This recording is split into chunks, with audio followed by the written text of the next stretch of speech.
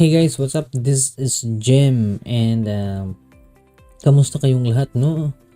And welcome kayo dito sa another vlog natin and ang pag-usapan natin ngayon is yung tungkol sa mga latest news, no? Yung mga bagong balita dito sa Canada, yung mga maraming pagbabago dito sa Canada. And alam ko marami sa inyong mga followers, no, na nasa outside Canada pa, nag-alala kayo, no, sa magiging kalagayan ninyo, lalo na sa pag-apply dito or sa mga pangarap ninyo na makapunta ng Canada. And marami sa inyo na napanghinaan ng loob kasi nga maraming pagbabago, hindi na pwedeng ganito, wala nang lamya, wala nang work permit, wala nang temporary foreign workers. Marami ka napapanood ng iba't ibang vlog. Okay? But I will give you my different perspective at opinion sa mga pagbabago na yan. Okay? So if you want to know kung ano yun, this is a game changer pag alam nyo to. Okay? So, continue watching this video para hindi mo ma-miss yung isang napaka-importanting impormasyon.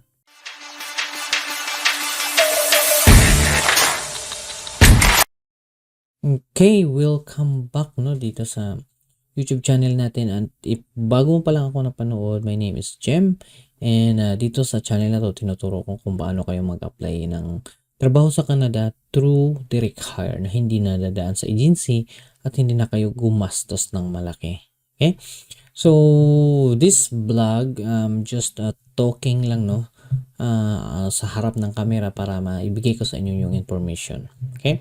Maraming pagbabago sa Canada, marami kayo napanood ng mga vlog na mga changes sa Canada na minsan parang nawala na kayo ng pag-asa, no? Nalambot na kayo, napanghinaan na kayo ng loob. Okay? And ibigay ko sa inyo yung mga opinion ko tungkol dyan sa balita na yan kasi back in 2010 pareho tayo ng naramdaman. Kasi nung 2010, no, I think balitaan ko din na stop yung mga hiring sa Canada. Kunti na lang yung papasokin sa Canada, no, yung ibang position hindi na available. Marami din ako narinig ng mga negative na mga balita sa Canada. Okay? So, yung mga balita na yun, parang gumuho din yung pangarap ko na makapag-Canada. Okay?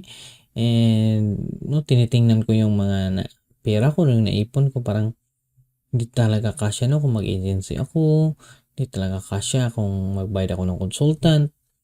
So, wala na talagang ibang choice, parang nawalan ako ng pag-asa. Okay? And then, after nun, parang naglaylo muna ako, hindi muna ako nag-apply sa Canada. Nagtrabaho ako sa Taiwan. So, in-enjoy ko na lang muna yung stay ko dun. But, may mga araw na nanonood ako ng mga, o nagbabasa ako ng mga vlogs about sa Canada. And meron ako natuklasan, no, about sa job market sa Canada. Okay? And ito yung i-share ko sa inyo kasi hindi kasi to alam ng mga ibang nagbablog sa YouTube. Okay? And I'm talking about the job market dito sa Canada. Okay? And dito ako nagka-idea bakit ako na-hire dahil sa job market na to. Okay? Isa lang masabi ko na pagdating sa job market dito sa Canada is hindi talaga stable. Hindi siya as in maintain. Merong maraming pagbabago. Okay? So, last couple of months, may mga balita, no, about changes sa Canada. Nas ngayon meron na naman. So, marami. No? Marami. And itong pagbabago na to is because gusto nila na ma-manage yung mga tao na nandito sa Canada. Okay? And if meron kayong napanood na mahirap na mag-apply sa Canada, mahirap na makapasok sa Canada, hindi po yun totoo. Okay? Kasi kahit nasa outside ka pa Canada, meron ka pa rin place para dito sa Canada. Okay? Now, ang tanong, paano ka nakasiguro, sir? Meron ba kaya? The answer is yes. Okay, and I will explain to you kasi ito yung nangyari sa job market sa Canada. Okay? In the next 5 years, or maybe 10 years from now, or maybe 3 years from now, maraming magre-retire na mga skilled workers, maraming magre-retire na mga Canadian workers, and paano na? Paano na ang Canada? Saan sila hahanap ng trabahante? Saan sila hahanap ng workers? Okay? Yung job market sa Canada, hindi makasurvive pag walang temporary foreign workers. Yung mga outside sa Canada, sa Pilipinas, sa Saudi, sa Japan, yung mga Pilipino na kapwa natin, hindi to makasurvive pag wala kayo dito. Okay? Like sa company namin, next year maraming mag-resign. And then a year after that, marami ding mag-resign. Okay? So ngayon yung ibang mga workers lumipat. Let's say, maraming na PR this year. Magstay lang yan for 2 years or 3 years sa province na yan, and then lilipat na naman yan. Okay? So, may mga kumpanyang mawawala ng workers. And you know what? Maraming kumpanya dito na nag-struggle sa pag-hire ng foreign workers. Yes, totoo yan.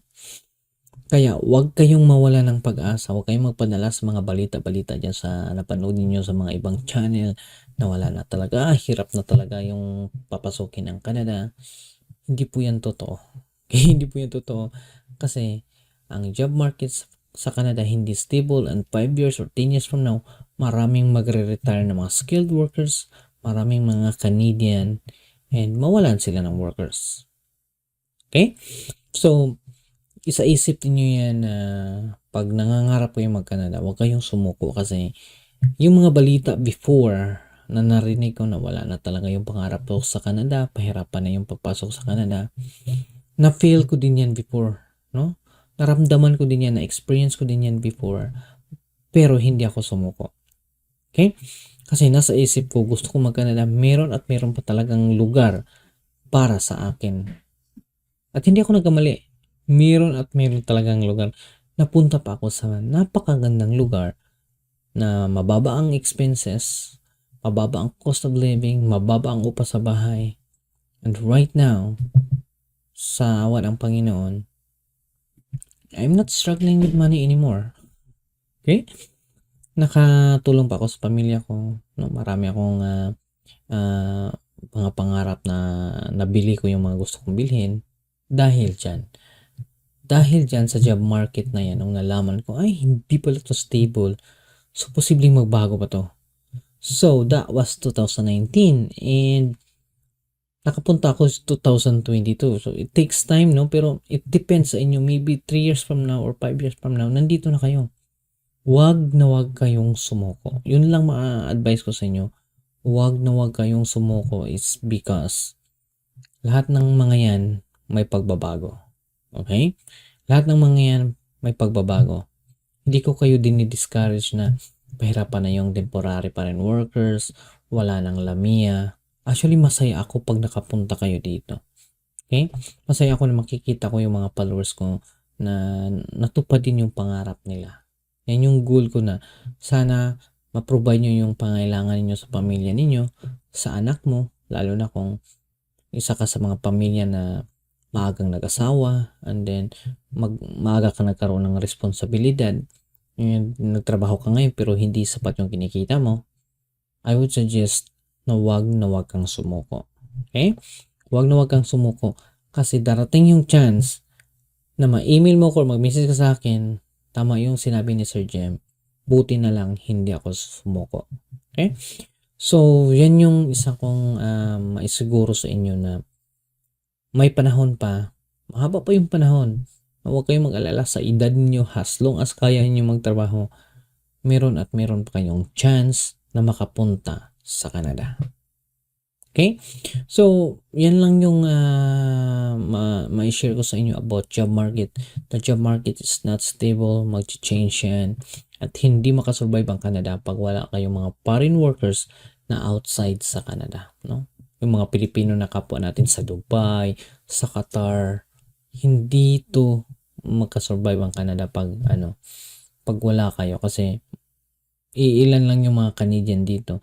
Minsan ang anak nila isa lang, dalawa lang. Tapos yung mga trabaho na pang Pilipino, yung mga like mga dirty jobs, ayaw ng mga Canadian yan. So paano na?